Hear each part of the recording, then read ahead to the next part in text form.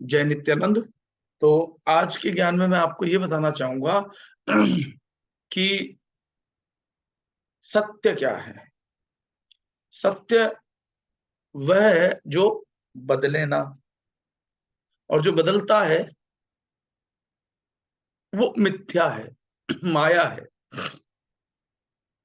तो सत्य क्या है? सत्य जो दिखता तो नहीं, बाहर के नेत्रों से तो दिखता नहीं, लेकिन होता है।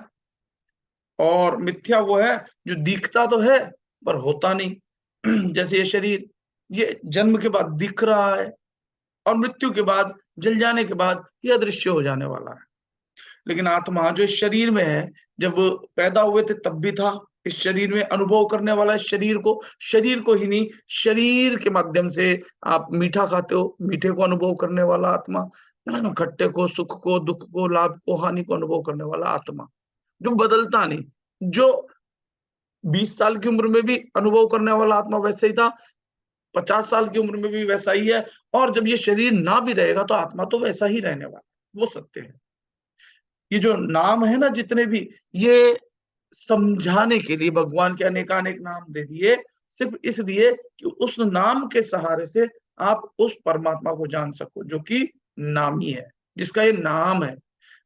हमने शरीरों को नाम समझ लिया, फिर शरीर नाम नहीं है, क्योंकि शरीर दिखता है और शरीर बदलता है, लगातार बदलता है और एक दिन नहीं भी रहता है। लेकिन इसमें जो भीतर आत्मा है, वही असली नाम है। वही जो नाम है नामी का। जब हम नामी को प्राप्त कर लेंगे फिर कुछ प्राप्त नहीं करना, तो सत्य की खोज करनी है।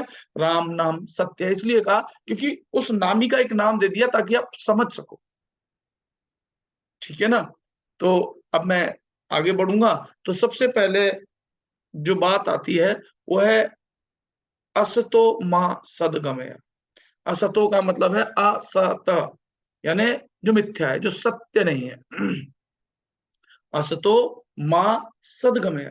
प्रार्थना करते हैं उस परमात्मा से कि हे परमात्मा, मुझे मिथ्या से सत्य की ओर ले जाओ। मुझे मिथ्या से सत्य की ओर अग्रसर करो, मैं मिथ्या से सत्य की ओर बढ़ सकूं। असतो मां सदगमय। कौन सहायता करेगा कि हम मिथ्या से सत्य की ओर जाएं? गुरु। तो तमसो मां ज्योतिर्गमय।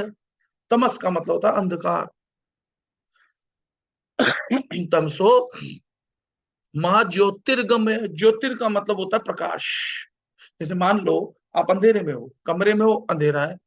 अब कमरे में अंधेरे में जब आप चलोगे तो टकराओगे, गिरोगे, ठोकर खाओगे, खून निकलेगा, दुख मिलेगा, परेशानियां आएगी, हर चीज जो है मुश्किल हो जाएगी। और लाइट जला दी जाए, प्रकाश हो जाए, तब आप नहीं टकराओगे, नहीं गिरोगे, सब चीज दिखेगी, आपको आसानी हो जाएगी कोई भी चीज उठाने में, पकड़ने में, भोजन करने में।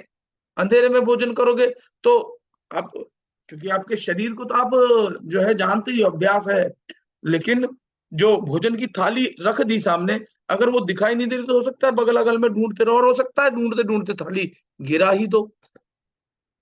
तो कहने का तात्पर्य है कि असत्तो मां सदगमय, तमसो मां ज्योतिर्गमय, कि मुझे तमस यानी अंधकार से प्रकाश की ओर ले जाएं।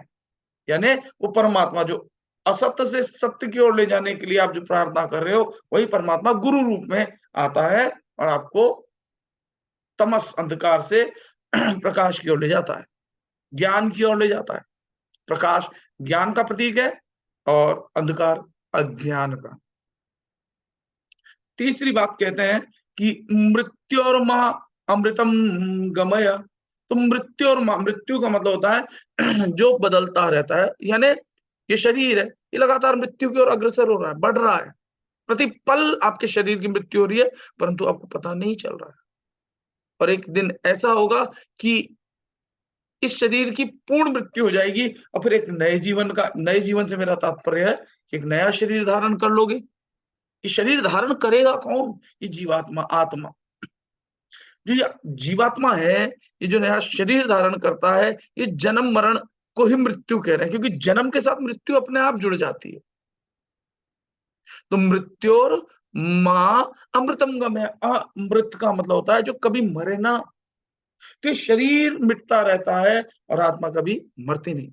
तो अपनी आत्मा को जानने के लिए कह रहे हैं कि मृत्यु और माँ, ये शरीर जो है, मैं ये नहीं, अमृतम गमय, मैं उस अमृत यानी जो कभी मरे ना उस अविनाशी से एक हो जाऊं, ऐसी प्रार्थना कर रहे हैं।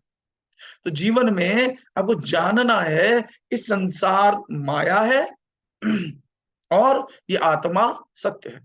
इस आत्मा की ही खोज करनी है और इस आत्मा यानी आत्मा ही परमात्मा है।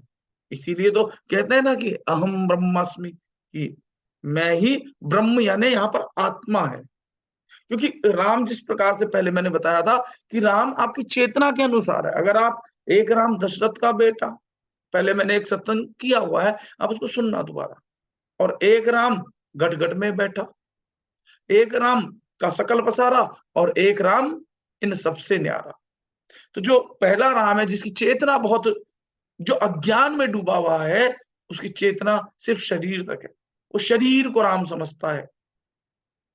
जिसको पता है कि हाँ ये शरीर मैं नहीं हूं, लेकिन मैं इस शरीर और माया के बीच में फंस जाने के कारण दुख भोग रहा हूं, वो है जीवात्मा।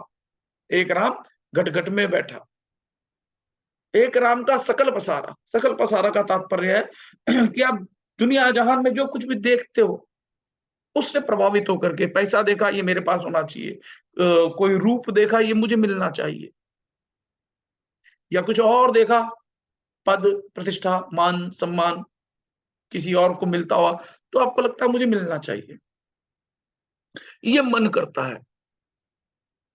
तो तीसरे राम, एक राम का सकल पसारा, चारों ओर उसका पसारा है। इन तीनों से जो न्यारा है उस राम यानी उस आत्मा की बात यहाँ पर हो रही है, जिसको सत्य कहा गया है। जिसको लोग बाग कहते हैं ना कि राम नाम सत्य है, वो नाम नामी का दिया जाता ताकि नामी की याद आ जावे। सत्यम शिवम सुंदरम, कि शिव ही सुंदर है, शिव ही सत्य है। वो नाम दिया गया है उस आत्मा परमात्मा का, अविनाशी का, जिसको नाम के सहारे आपको नाम से उस नामी की याद आ सके।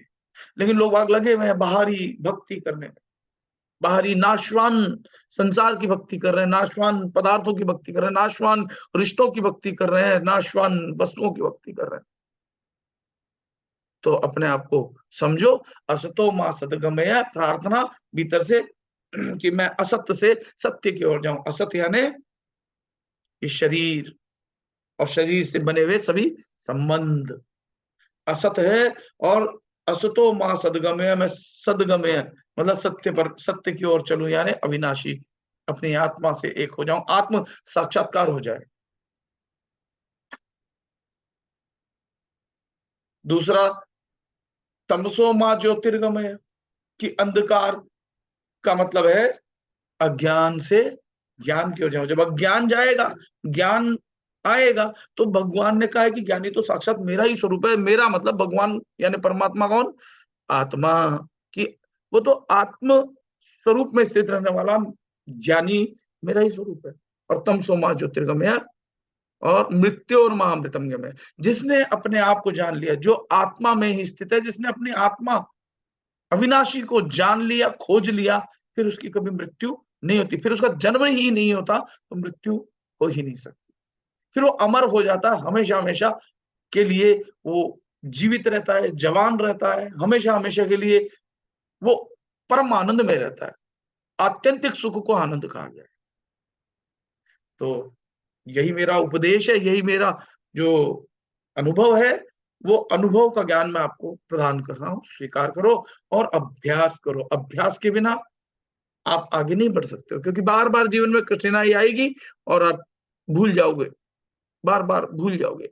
जैसे हनुमान जी भूल गए थे, जब सूर्य रूपी ज्ञान मुख में था, ज्ञान था, प्रहार हुआ, सूर्य रूपी ज्ञान मुख से निकल गया, अंधकार में चले गए, भूल गए कि वो कौन है।